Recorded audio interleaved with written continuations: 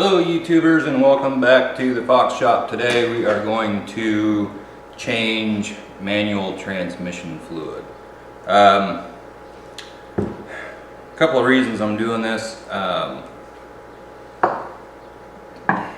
actually kept the transmission fluid pretty well changed in my truck over the years, but recently, and by recent I mean probably the last, it's not real recent, probably the last 4 or 5 years, I've had a little bit of a problem when, say I'm sitting at a stoplight and shifting into first gear. And it'll also do it if I'm stopped and try to shift into reverse. There goes my fan. Anyway, it just won't go. It doesn't grind. It doesn't, it doesn't grind. It just doesn't want to go into gear. And I've done quite a bit of reading about this online and so forth. And it's not an uncommon situation, not only with the Ford, and this has a M5OD-R2 manual transmission, but I've also read anywhere from BMWs, Hondas, pretty much any manual transmission. Seems like people have this problem, but it's totally not uncommon for this transmission to have that problem. At first I couldn't figure out if it was a clutch problem or a transmission problem. And my clutch is original. I've got 262,000 miles on this truck now, but it seems to be fine. It doesn't slip, it engages and disengages just like it always has, at the same place, as far as the pedal is concerned. It all feels the same. And if I'm moving at all, it'll go into gear, no problem. And probably 80 to 90% of the time, I don't have a problem at all. But of course, when it does act up is in morning or afternoon rush hour traffic, when you've got 30 cars lined up behind you and you can't get into gear. So I did a lot of reading about this, and a lot of people, and I mean, from what I've read, a lot of people have had really good luck with changing their fluid. Now, the manual for this truck calls for, I believe it calls for, it's either Dextro or Mercon, same thing. But, well, hell, I've got it right here.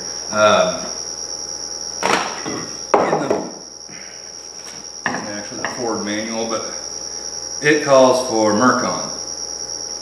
Well, when that was written or whatever, that was 21 years ago, and oil and fluids have gone through a lot of transformations in the last 20 years.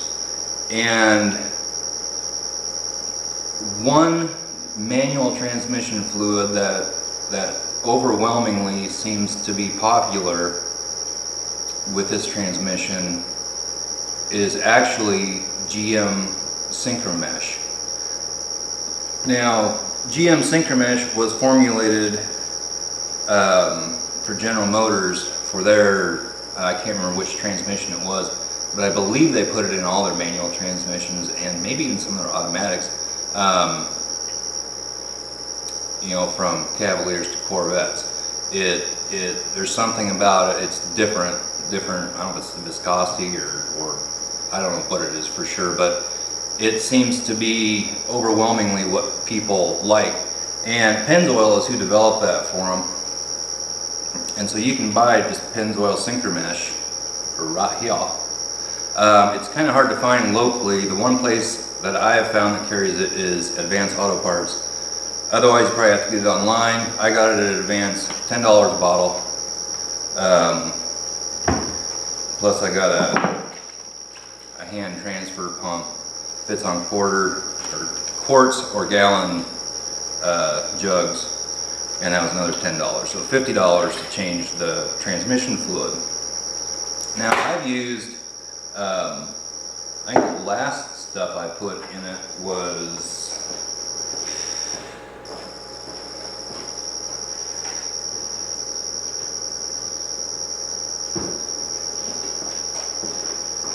I believe the last fluid I put in it was Valvoline Mercon 5. I've also got some Mercon 4 over there, so that may be what I put in it.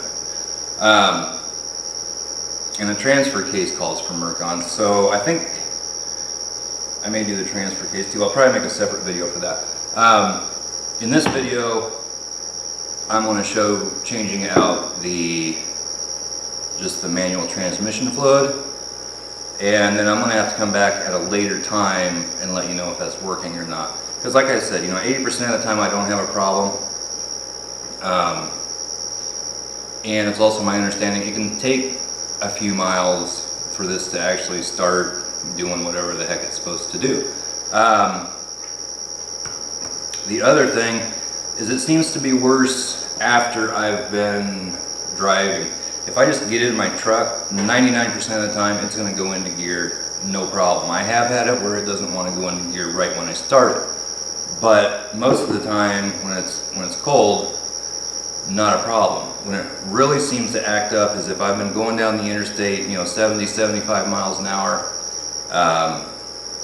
and then all of a sudden, I pull off the interstate, come to a stoplight, and everything's been spinning fast and all heated up, and bam, it doesn't want to go into gear.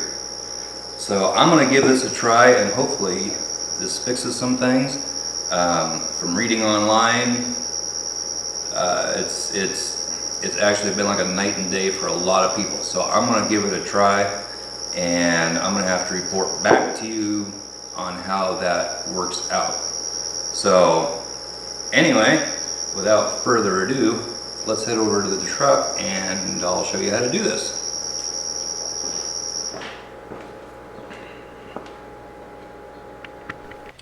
Okay, so here we are under the truck, and this is the driver's side of the manual transmission.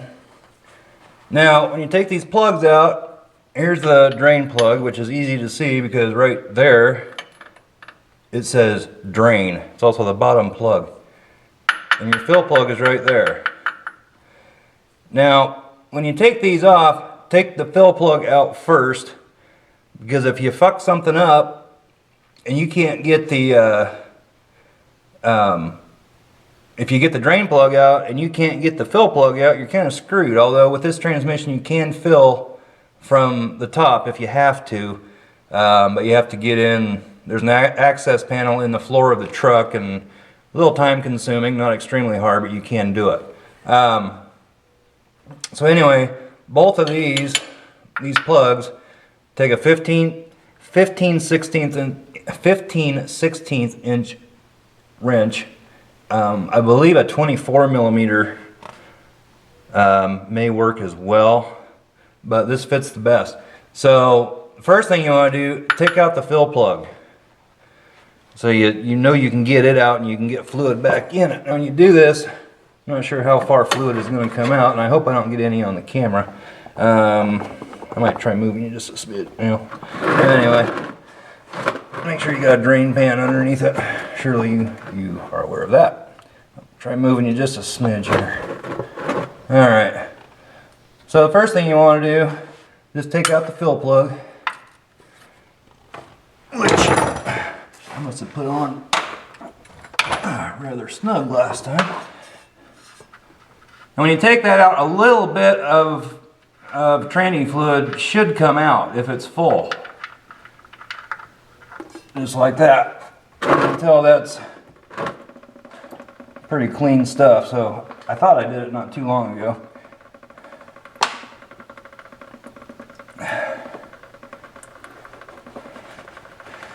And then once you get it out, then you can take, actually I'm going to stick that back in just a little bit. Where did I put it?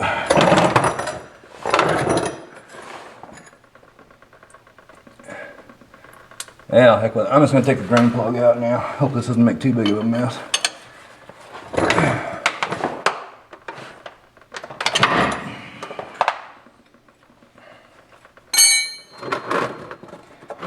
Problem is, this may go shooting out quite a way since my truck is up in the air, so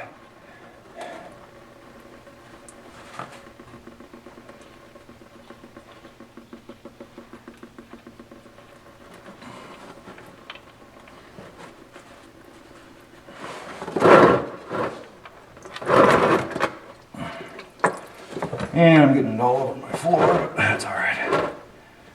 There. That's pretty clean fluid. Now, on your drain plug, I don't know if you can see that, it has a magnet on it, at least mine does. And it's not uncommon at all to find little pieces of metal or whatever on there. It's a transmission, you've got moving metal parts meeting other metal moving parts. So, not totally uncommon to find some. And the way the lighting is under here, I can't see very good. Yeah, there's some on there, but it's not horrible. I thought there was a crush washer on these, but maybe there's not. I need to look a little closer here.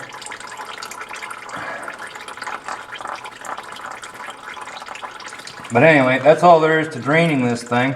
Now to fill it, of course you put the drain plug in, then you use that transfer pump and we'll pump it right back in that top hole.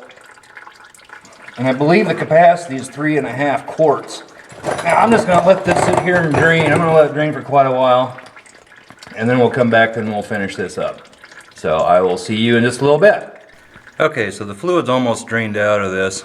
Well, it pretty much is. I'm going to let it sit here and just drip out for quite a while. But I thought I'd mention right now, on these M5R2s, I think also, I'm not sure if the ZF5, I'm not sure if it's the same way or not. But on these transmissions, they are known to leak up on the top. And that's why mine looks like it does. It's all covered with crap because mine was leaking at one time. And you can't really see them from down here. If you look real close, I can't get my hand in there. Well, I'm not sure if you can see the shifter up in there or not. It's kind of a brass color.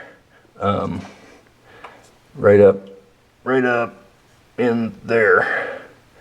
Anyway, you can access that through the floor of the truck, and you can actually take the top of the transmission where the shift forks and so forth are. You can take that off. Well, on the top of the transmission there's 3 rubber plugs, and if you're experiencing a lot of transmission fluid loss, it's probably through those plugs. And they recommend that you replace them with like little freeze plugs like you find in your engine. I think some people have even used pennies, but I'm not sure on that. It worked for me. I went ahead and Ford still had them. I don't remember what they cost. I did it, I don't know, maybe 4 or 5 years ago. And I replaced my plugs. And I couldn't really see any evidence that they were really leaking, but I went and replaced them because it was leaking a little bit. And it did seem to help. If I can open the damn bag, I'll show you what they look like. These are my old ones. Yeah, well, hold on, I'll get it open here.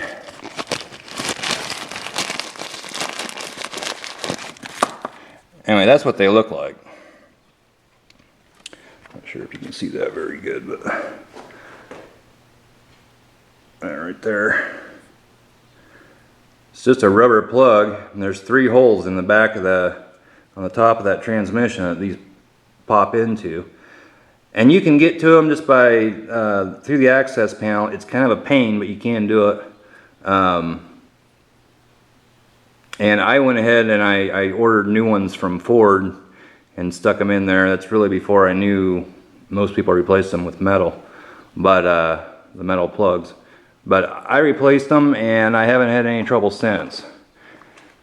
But I don't remember what they cost. I'm thinking $20 for 3 little plugs. But well, there's the part number if you want the Ford number, if I can get it. Yeah, you can't really see it, I guess. Not very good. I can't even. Made in Japan. Genuine Ford parts, made in Japan. Anyway, I can't even read what that number is up here. It's all. Anyway, look on the internet. You don't have any trouble finding people talking about that. But. So anyway, after I let that, I'm just going to let it sit there for a while and drain everything out that it can, and then I'm replacing it with this Pennzoil Synchromesh. It's manual transmission fluid. instead of what was in it, which is this Valvoline automatic transmission fluid, Mercon 5, which says right on the bottle for most Ford vehicles, and of course on this bottle it says it's for GM and Chrysler. However, what I have read is this works really, really well, and it has solved a lot of people's problems. They went from not being able to get it into first, or grinding into first, or second to third, or reverse, and they don't have the problem anymore. So I'm going to give it a whirl and see what happens. Now, just the last couple of days reading up on this, what I have discovered is the Ford trucks have, what the hell are they called? They're called blocker something or other, blocks or blockers. Anyway, they're I don't know that much about transmissions, but learning a little bit as I go here. They're all brass in the F150s. If you go to, say, a like the old Thunderbird Super Coupes, they used to have, it was the same transmission pretty much. There are some differences. One of them was on those blocker, what the hell they're called. Anyway, they had a fiber lining on them. And for those you needed to use a friction modifier, but it's my understanding anyway, in these truck transmissions, they don't have that fiber lining on them. They're all brass, which is supposed to be more durable, but it supposedly doesn't shift as fluidly, I guess you would say. And so you don't need the friction modifier in the trucks. You just need just put the fluid in and go. So I don't think the friction modifier would hurt. I'm not 100% sure on that. I'm not using it, never have used it when I've just used that Valvoline. And that's all I've ever put in it before is Valvoline Mercon 5. I've got some Mercon 4 over there. I know I've used that before. You know, but like I said, it was 20 years ago, and this stuff is supposed to be the bomb. I mean, I've read so many places online, people just absolutely love this. They went from having serious shifting issues to just having no problems whatsoever using this Pennzoil Synchromesh, which is exactly the same thing as GM Synchromesh.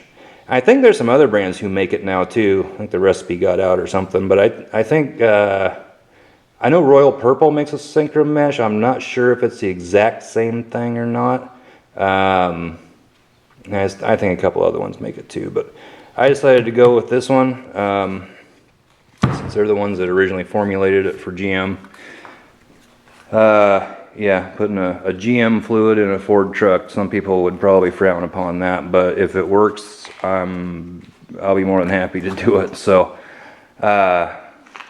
we will see. Anyway, I am going to let that run out, and then we'll put her back together and fill it up. One other thing I did a couple days ago, I went and I happened to be in Harbor Freight. Now, you know, most of my hand tools are all, you know, they're all Craftsman. I really like these Craftsman professional wrenches. All of mine are a little bit older. You know, they're still made in the USA, and all of my Craftsman wrenches are made in USA. I don't have any of the newer China ones. Almost all Craftsman now are made in China. I guess they have an industrial line now that is made in the USA. I just started looking into it. I wasn't aware of that. But anyway, I picked up some Harbor Freight wrenches the other day. I went in there to get some alligator clips. I figured Harbor Freight alligator clips are as good as anybody else's. But anyway, these things were on sale. Got a set of metric and SAE, $7 per set. I thought I'd give them a try. I mean, compared to a Craftsman, they're, you know, by looking at them, not really a whole lot of difference. They actually don't feel too bad in your hand. I haven't used them yet. Don't know, I may just put them in a toolbox to carry in my truck. I'm not sure. And then I picked up some new these are Harbor Freight as well, impact sockets. I've used Harbor Freight impact sockets for years. I had a mechanic that I know tell me about them. He used them for taking off lug nuts, and he said he used it all the time. I think he said he broke one and take it in the store, they give you another one. And I've used them for years. I've used Harbor Freight impact sockets along with, well, I've got Porter cable. I've got a couple sets of Craftsman impact sockets. These are all, let's see, all these black ones here I believe are Harbor Freight as far as impact sockets go. These are Craftsman, those are Craftsman, those are Craftsman. But I've used the crap out of these. I've never broke one, never had any trouble with them. The problem with these though, if I can get one off of here. The problem with these though is they just have the number, the size is just embossed into it, and it's hard to see sometimes. So you sit here and you're turning trying to find the damn size on the fucking thing. And this is their cheaper line. And if you get their professional line, they have a smoother finish on them. They just look nicer, and they also have a high visibility size indicator on them. Yeah, Pittsburgh Pro. Pittsburgh is Harbor Freight's line of tools. CRMO, that's chromoly. I like them. They're cheap. It's $24 for this set of metric impact sockets, which they're 1/2-inch drive, you know, and you can use them on a ratchet just like anything else. So I like them. I suggest getting them, but I do suggest getting their Pro line. They just all seem to be better than their really cheap stuff. To be honest with you, I'm not sure where those are made at. Taiwan, I think. But I don't know. These wrenches, probably for a do-it-yourselfer, probably work good as anything else. I don't know. I do notice, like on the heads of them, like if I get a Craftsman Professional here, what size is this? 13 millimeter. And that one right there is a 13 millimeter. So you can definitely see the difference in the thickness of the head, and also the material. You know, there's not as much material around here on the Craftsman as there is on the Harbor Freight or Pittsburgh, but I bet the Craftsman is stronger. And the nice thing about that is if you're in a really tight spot, you could probably get this one down in where you need it, where you can't get that one in. Same with their sockets. Some of the Harbor Freight sockets tend to be a little bit thicker, you know, around the outside. So if you're in a really tight spot, sometimes it pays to have the more expensive tools. But anyway, I'll let you know how I get along with these things if I use them. If I use them much. I know I'll like the sockets. I've used those for years. But I decided it was time to get some new ones, and I'm going to get some SAE sockets here too real quick. But anyway, rambling on again, so I'm going to let this drain, and I'll bring you back in here in just a minute. Okay, now we're back under the truck again. Everything's drained out. Got the drain plug cleaned off. There was some metal filings on the magnet, but like I said, that's not unusual, and it wasn't excessive at all. So I'm going to try to fill this now without using that pump. I think I can get these bottles, quart bottles, you'd probably have to use a pump or something. With these bottles that are shaped more like a gear lube bottle, I think I can finagle those up in there and squirt it in the transmission without having to pump it. It does take a while when you use a hand pump to pump all the fluid up in there. but you know, you gotta do what you gotta do. So we'll stick this drain plug back in.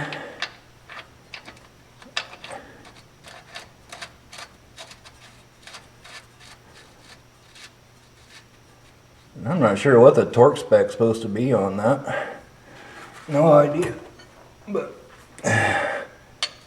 we'll snug it up a little.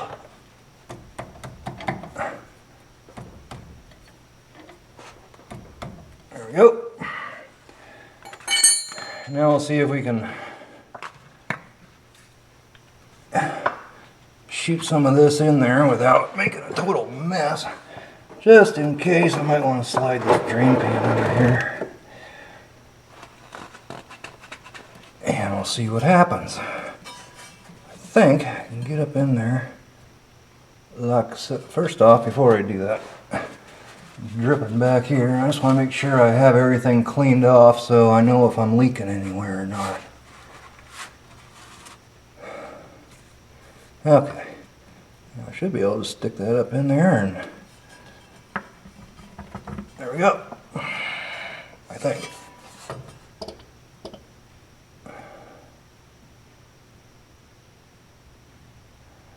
Except for I don't know what I'm gonna have to tip the bottle up here somehow.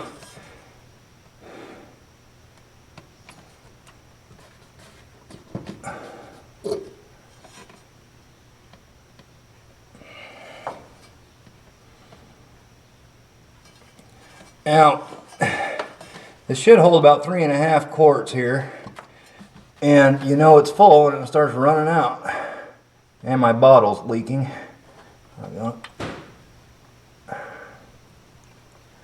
That's alright. I need it all anyway, but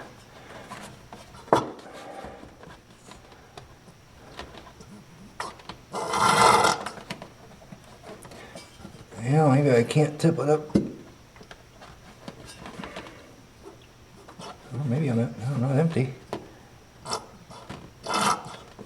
Well, there's still quite a bit left in that. There's a quarter bottle left in that yet. Let's see here. Cap isn't on real tight.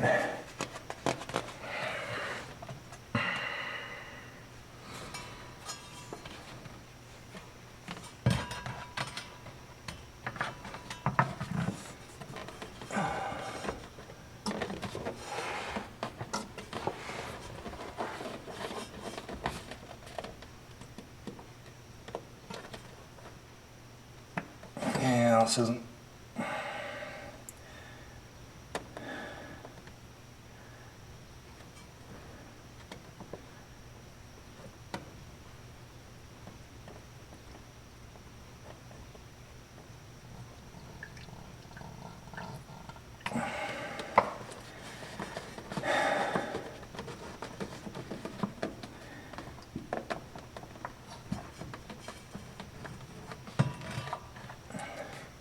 Still got quite a bit left in that bottle. Gosh darn it. Can't get it up high enough to where I need it. Let's see.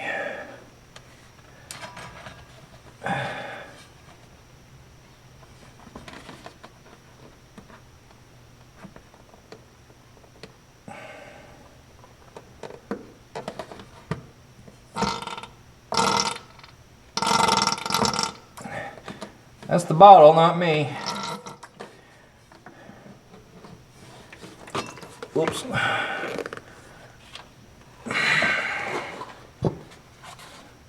Still got quite a bit left in there to do. Can't get it up high enough to get it in there. Well, let's see here. I don't know. I'm trying, I guess.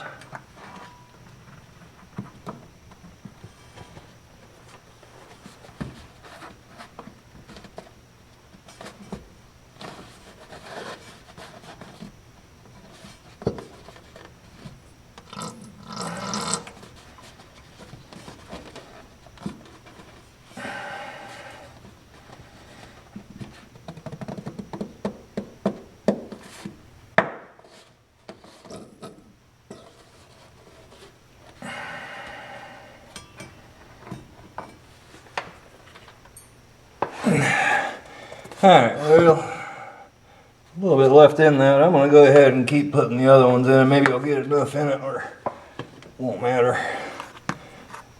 If not, when I get to the end, I'll dump it all in one bottle and go from there.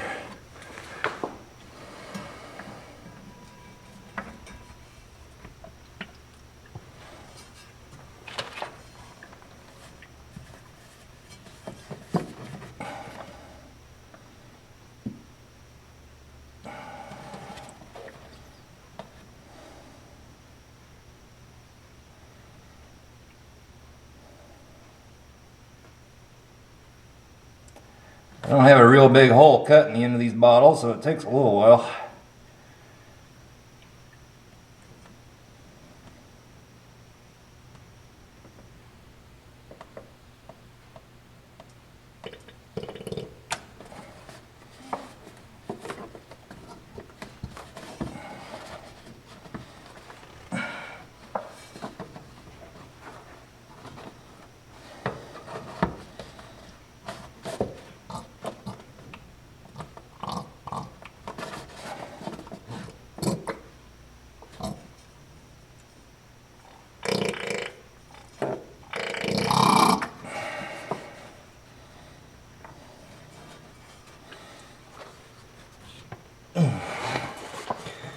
And I got about the same in that one, so I'm going to go ahead and move on to the next one.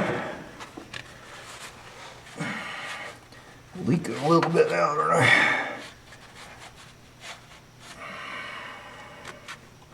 At least it's not leaking out the drain plug, so that's good.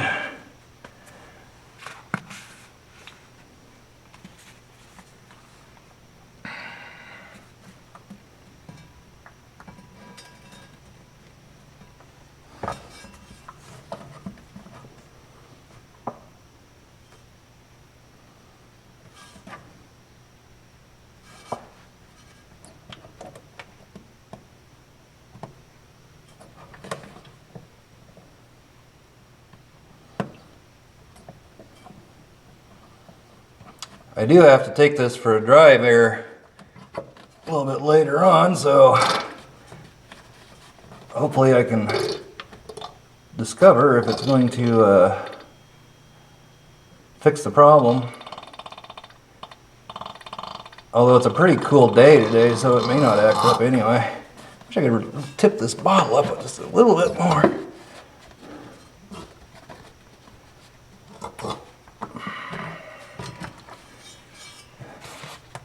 I got quite a bit left in that one yet. Just can't quite get my bottle tipped.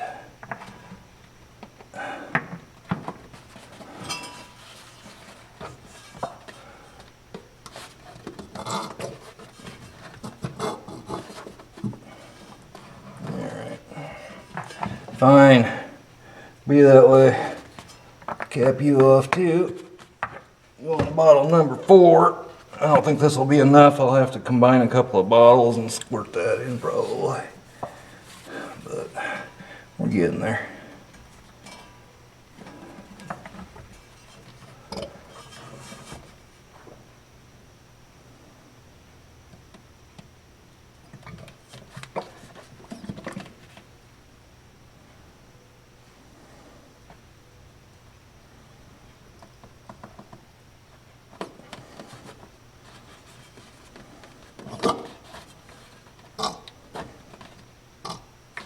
Cannot get the back of that bottle up high enough to squirt it in there. So I have to combine a couple of these bottles to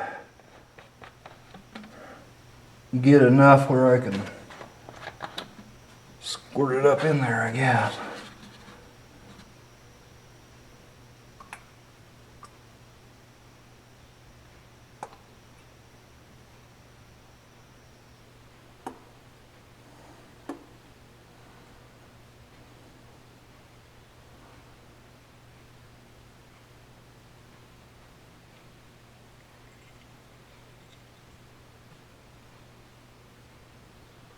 Okay.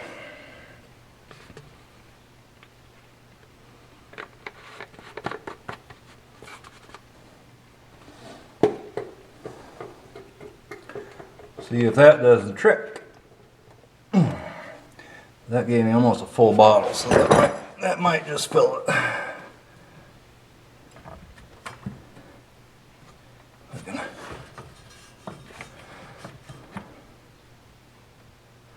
Now I think with these transmissions, if anything, you want to overfill them just a little bit. But that'd be easier to do if you're filling it from the top, but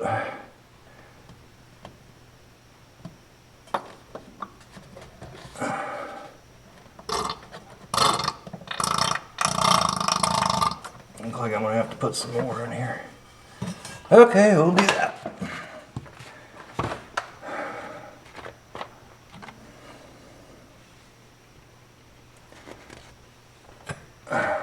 It'll be interesting to see if this will fix my problem. And it's not a major problem. It's more of an annoyance than a problem.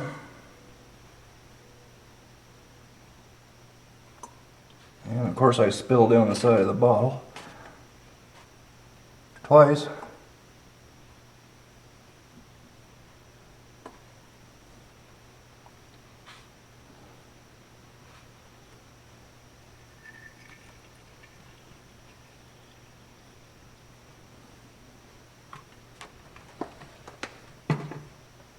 There we go. I need to clean off my bottle a little bit. It's dripping everywhere. Maybe.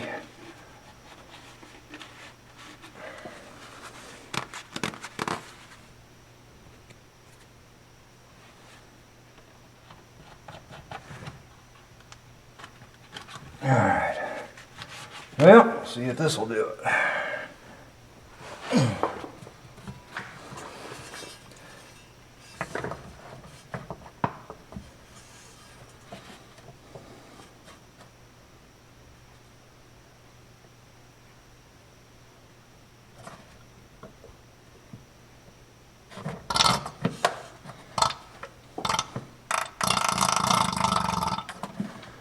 It's a lovely sound.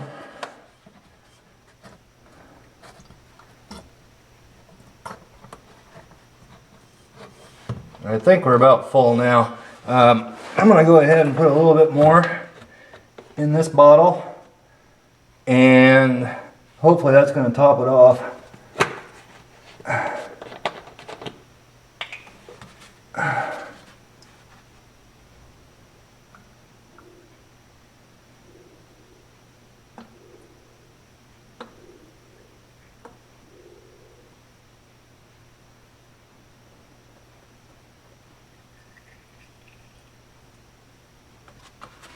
It should. This should come out to about 3.5 quarts, which is about what it takes. And it looks to me like it's thinking of running out about now. So when it starts running out, I would shoot just as much as you can in there and then get the drain plug up in there as fast as you can. Where's my lid here? And away we go.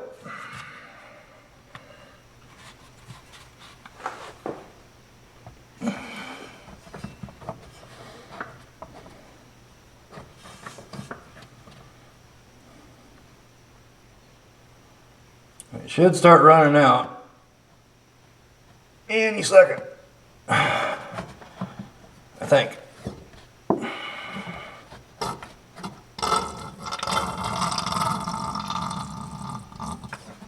It's gonna make it hard on me, isn't it?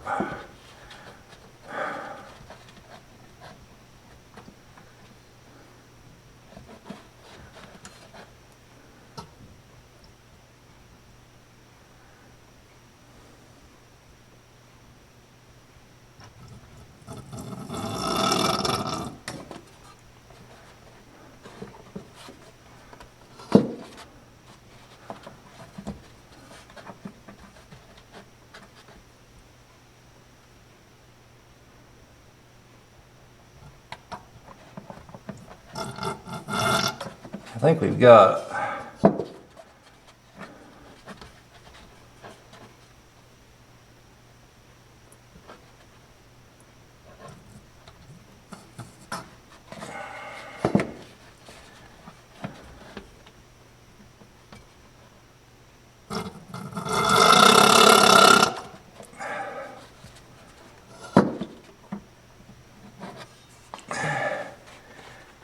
just a little bit left in that bottle. But I believe we're full. Stick my finger in there if I can get to it. Yeah, I think we're full. I'd like to get a little bit more in there if I could. Let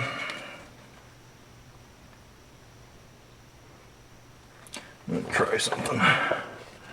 I got a little piece of hose. See if I can get it with that.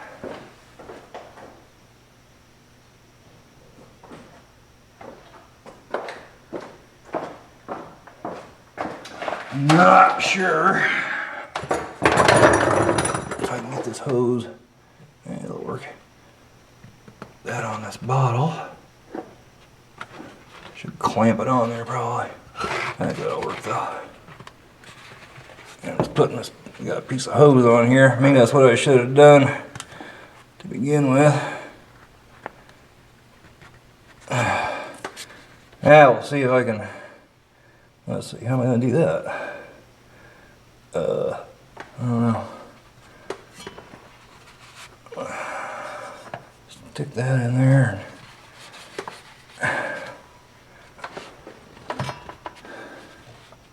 This is where pumping it actually might have been a good idea.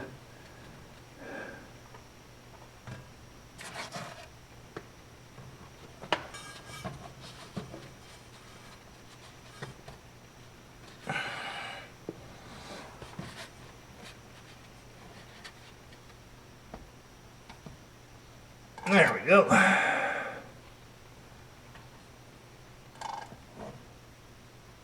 You can see it's running out now. So we're full.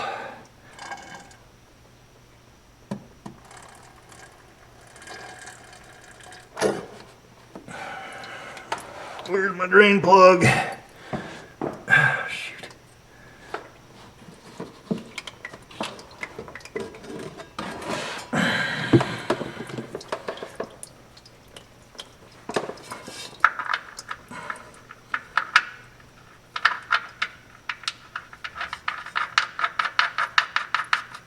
Alright, tighten that up and we are done changing transmission fluid. Clean up everything that's running down the darn side of the transmission. Now if you're afraid you might strip these out, look up the torque spec and get yourself a torque wrench. Because you don't want to do that. That would be bad. That would be very bad.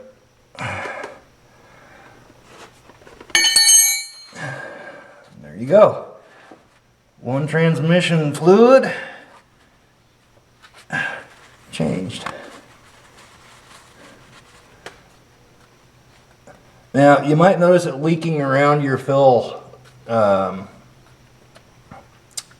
plug a little bit, just because you pinch some oil in there between everything, and I may do that just for a little bit. If you notice that it continues to leak, you might need to get a new copper crush washer or something in there, but it should be okay. Should actually get this whole thing cleaned off sometime. Well, I would be real interested in how this is going to work. I can't go for a drive anywhere because my wife is gone and my 6-year-old daughter is asleep in the house.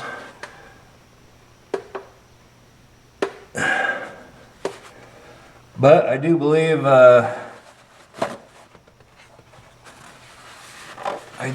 it's going to work good. Can't be any, well, it could, but I'm gonna say it can't be any worse than it was. Nothing worse than sitting at a stoplight and having people behind you getting pissed off because you can't get your damn car going, your truck going. But shit happens.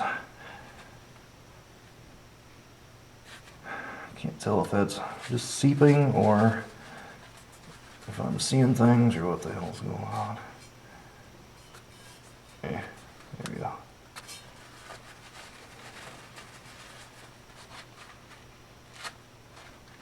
Okay, I'm gonna shut you off here and I'll be right back. So there you have it. That's how you change transmission fluid, manual transmission fluid in an M5R1 manual transmission, which was found in these trucks for I don't know how many years and years and years. They may vary from year to year. This is a 94. I'm not sure if the ones prior to that were any different or not. And again, what I used was Pennzoil Synchromesh, which is, camera focus down here. Woohoo, there you go. Which is the same thing as GM Synchromesh.